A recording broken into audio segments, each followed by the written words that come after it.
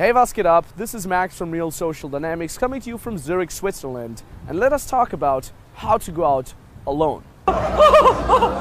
Hey, it stops looking at me. Hey. Goodbye, it was nice to meet you. Yeah, it was nice to meet it. Very nice Kiss to goodbye. meet it.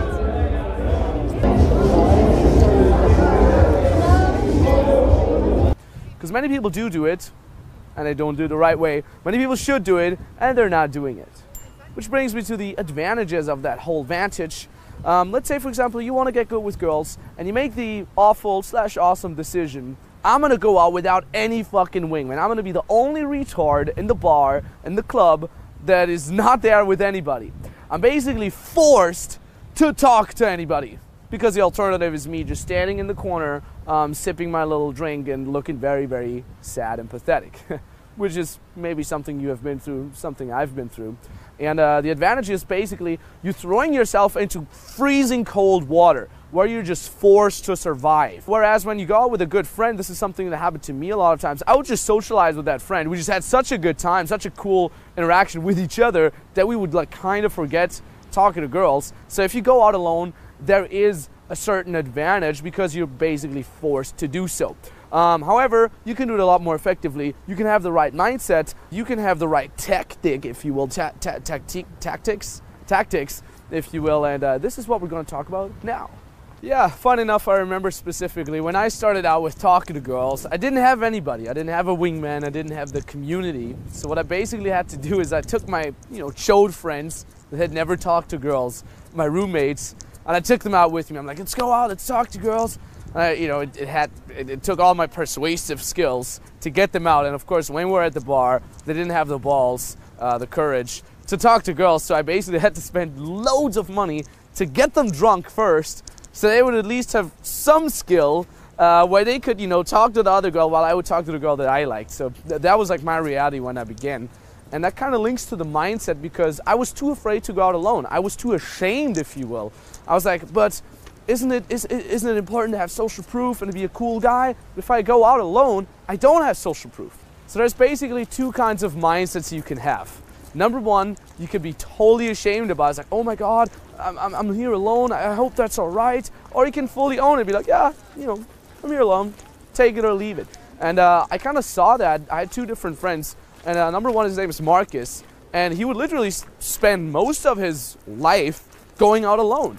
And he would almost always pull. And I asked him, dude, how did you do that? He's like, well, I just walked up to the girl, had a good time, blah, blah, blah. At some point, the girl asked me, but where are your friends? And I would just say, well, none of my friends want to go out. They're kind of boring today, but I still want to get to know new people and socialize, so I just went out alone. So what Marcus basically did here was he created what I call passive attraction. Because he's basically in a situation that is not necessarily a high-value situation. He's not really the social guy who turns out with a big peer group. But the fact that he stands his ground and that he's totally cool with it shows that, wow, he must have actually high confidence because he is aware that he's in a not quote-unquote cool situation, but he doesn't give a fuck. So he created that passive attraction, whereas another friend of mine, his name's Sebastian, even when he would go out with us, with an actual peer group of friends, of cool people, even then he would kind of freak out. For example, me and my friend, we would be like three cool guys, two of us would be in set, and he would kind of just like stand somewhere around alone, not having a set, and he would freak out. He would like come into our set like, oh my God, guys, just people are seeing me standing alone in the club, oh my God, he would freak out. So he would literally create a low value situation because of his mindset behind going out alone. So again, be totally cool with it. That's my mindset. I'm here alone. Just want to go out anyway. And that's cool. Now, funny enough, some guys I meet, throughout my traveling that take this whole going out alone pilgrimage a little too seriously. And they might even go out for years completely alone. And they've never gone out with a wing. They don't even know what it is like to just be like a group of cool dudes tearing the club apart and having a lot of fun. They're more like these lone ranger kind of guys that roam through the club, like trying to sniper approach the hotties, which is kind of weird. And sometimes they even get that reputation within their town, within their city, of just being like that loner guy who hits on only the hot girls. So you got to find the balance as well. Again, going out alone is great. It can get you good really, really fast. But on the other hand, you should still still learn how to be able to team play with somebody. You should still learn how to be able to just be social, because those guys might have good game in terms of polling, in terms of tactics and stuff like that. But what those guys are lacking many times is just like this, like being social. Having fun and vibing with other people in general. So they might be like these like pickup, like hardcore sniper approach guys, as opposed to this just cool social guy who still fucking pulls. So you want to find the balance. If you want to dive deeper into that, I made a whole video with Tyler from Male Social Dynamics. Let's pop it in there if there's space. And yeah, click on the link and watch it.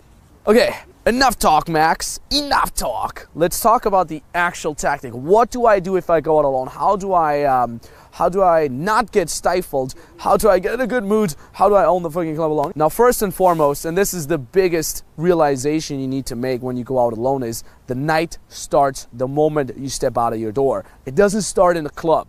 It doesn't start in the bar when you enter that fucking venue. It starts when you exit your little room. That means you can get quote unquote warmed up if you exit, if you leave your house and you talk to the people on the street. Hey guys, how's it going? Where are you guys heading tonight? If you go to the public transport and you chat up people there, if you enter the club and you talk to the bouncers, to the girls, the coaching, anything, because once you're in the club, you've already talked to people and your social momentum has already gained. If you live, in the United States, you don't use public transport, or, whatever other reason where you can't talk to people on the way there, call a friend. I call this the golden phone call. Just say, hey man, how's it going? I'm on the way to the club. Joke around, vibe around with that person. And again, once you hit the club, you've already talked. You've used your vocal cords already, and you're quote unquote warmed up. And the next thing that you can do, you don't necessarily have to do, but it makes the whole going out a lot easier, is search for what we call a home base.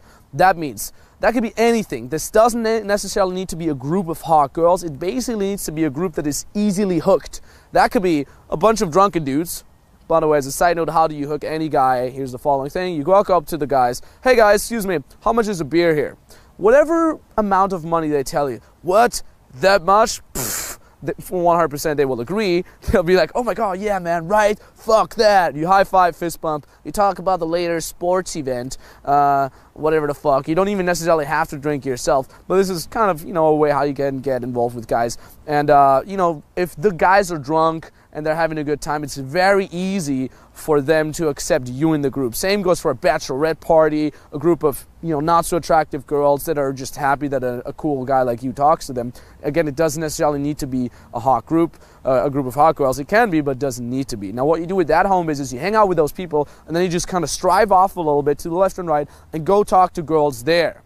And, whenever you have a weak moment, whenever there's no sets around, whenever you're just not feeling it, whenever you need to relax for a couple minutes, you can go back to that home base. And again, they will always re-accept you into the group. You can chat them up again until you, boom, bring in more girls. You can even bring the girls to the drunk guys. They'll be very happy. And then they would kind of social proof you back. They would say things like, this guy's awesome. He's our best fucking friend. Oh my god, he brings us all the girls. So they kind of give you social proof back, and then it's even easier for you to pull a girl, because like, my friends are drunk there. Let them just party there. Here, come with me and you can pull your girl. So to make a little early summarization point here, number one, your mindset is, it's totally cool that I'm going out alone. You totally fucking own it, and you take advantage of that passive attraction that you can gain. Number two, the night starts outside of your house, not in the club, because many guys do that. They're like, I'm not in the club yet, it's not time to do the pickup yet, and then they miss out on a lot of opportunities where they could already warm up. And number three, create a home base that is easily hooked, that you can easily strive off and go approach hotties, and then you can easily go back at any given time. You might as well want to create social proof from them. And a little thing that I want to add to that is as well, merge sets. Feel free to merge sets. So you can merge sets into your social group, into your little warm-up group that I just mentioned. Or you even merge sets with sets that you talked to before. So you can be like, oh, those are my friends from New York. Now, sometimes that's the only thing I know about them. Like, oh, hey, where are you guys from? New York? That's cool. Excuse me, those are my friends from New York. Meet them. And you kind of merge them in. So you're basically creating social momentum and a social value out of nothing, out of zero. Okay, so that is kind of a cool idea as well. And yeah.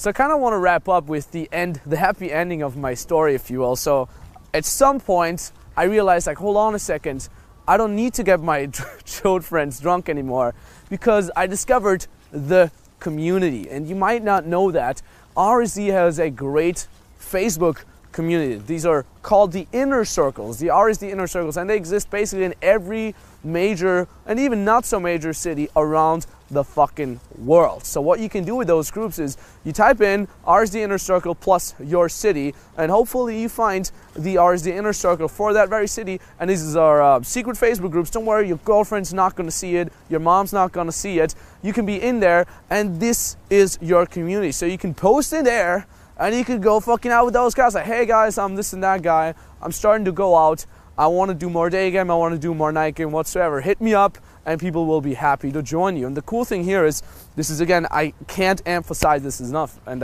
I emphasize in many videos, is never be too good to go out with some guy that you don't know. This is literally how I forged one of the most epic friendships, one of the best bro relationships that I'm having.